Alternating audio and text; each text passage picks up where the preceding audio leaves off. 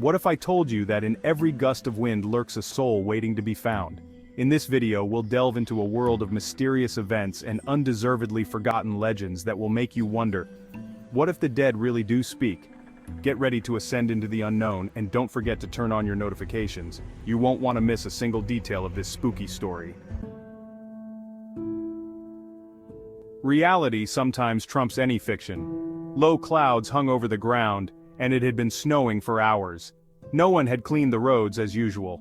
The day was quickly turning into evening, and there were fewer and fewer cars on the highway. There was a car on the side of the road with its emergency lights on. No one was around, and the car itself looked like a snowdrift. At first one car stopped by the car, the driver checked and found no one, got in and drove away. On the way, he called the police and reported the abandoned car. The driver was alerted to the tracks almost covered in snow, and they went into a field. There were 2 pairs of tracks.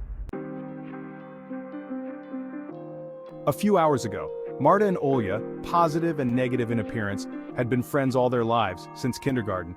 Marta had a younger sister, but they never became close. But with Olya, they're closer than sisters. Total trust, no secrets from each other.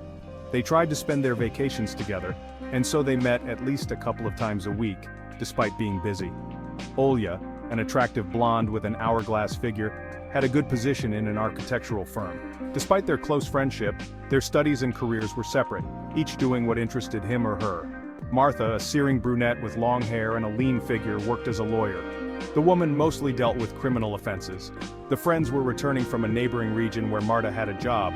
At the last meeting, Olga came to support her friend and take her home, as Marta had come by train.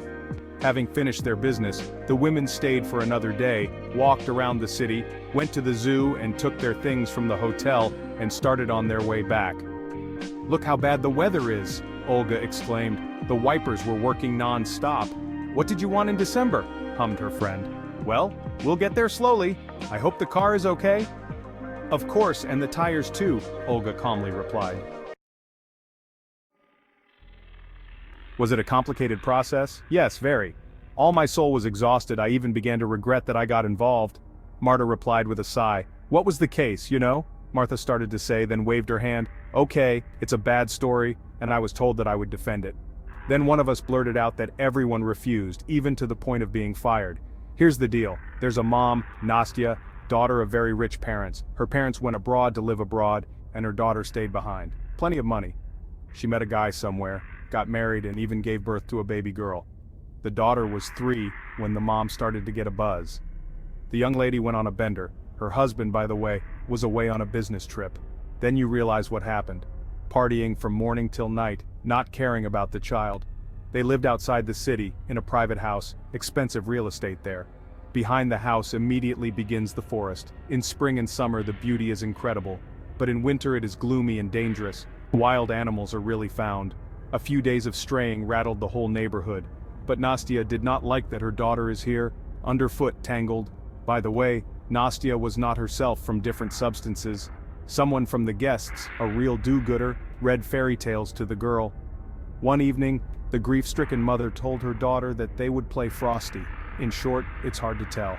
She took the child, quite lightly dressed in the forest, and led almost in the thicket, and tied to a branch, just like in the fairy tale. And she went home to meet her guests. Only at night someone remembered about the little girl and immediately forgot. By lunchtime the next day, hunters came across the body in the woods. The wolves apparently tried to keep the baby warm, but she couldn't make it. The police were called, and the rest is obvious. I was able to get a compulsory treatment, a declaration of insanity. She'll spend a year on pills in a private clinic, and then her parents will take her away. That's the story. That's scary. Yeah. You know, the grieving mom told me later that her daughter follows her around. She must have been hallucinating. In a word, crazy. Yeah. And then she'll get out of prison and start running around again. Maybe, but something tells me she won't. Both of them fell silent, not wanting to discuss such things. Suddenly, Olga tensed up, began to scrutinize the surrounding landscape. "Listen, we drive, but the landscape doesn't change. The navigator is silent. There is no antenna on the phone. Look outside the window." We got carried away in the conversation, and now something is wrong, said Olga in a strained voice. Well, maybe it's the zone. There's a strange fog around. Olga stopped the car and parked on the side of the road. Marta tried to get a signal but without success. All around were fields covered with snow. Large flakes flew from the sky with a dense fog hanging. The forest belt was blackened along the road. The crooked and broken trees were depressing. The women climbed back into the car and couldn't start it. The fuel gauge showed an empty tank. It was bloody awful. When we stopped, I had half a tank minimum and now it's empty. What's going on? Olga was starting to panic. We're gonna freeze to death out here. Don't panic. Someone will come along and pick us up and then we'll deal with the car, replied Marta, looking into the distance. The clock is standing. So? It's weird. It's like we're in another world. Maybe we're dead. You're stupid, Olga, and for a corpse you talk too much. Marta cut her off. It was cold in the car, and no matter how they tried to warm themselves, it was no use. Suddenly a knocking sound came from the driver's side. A male figure loomed outside the window, either in a fur coat or in a tulupe. Olga opened the window, letting in the icy air. Next to the car stood an elderly man with a thick gray beard, bushy eyebrows, and amazing young eyes the color of walnuts. Why are you standing there? We can't go, we're out of gas. Do you know if cars pass through here often? Not really, not much this time of year. You took a wrong turn. Why don't you take us to town? We'll freeze to death. I can shelter you until the blizzard's over. Blizzard? The women looked at each other. It was snowing outside. The unnatural fog was frightening, but there was no blizzard. It'll start in an hour. Look at those clouds over there. There were indeed heavy, dark clouds hanging over them. Do you live far away? No, I was out hunting, but I saw you. You really could freeze to death. Don't be afraid, I'm old. Olga and Marta looked at each other but decided to go ahead. They decided among themselves that if anything happened, they could deal with the old man alone. The women took their things, money and documents from the car and insulated themselves as best they could. Olga left a note in the car, just in case that they went in such and such a direction. The old man walked ahead with a confident step, occasionally turning around as if checking whether the women were following him.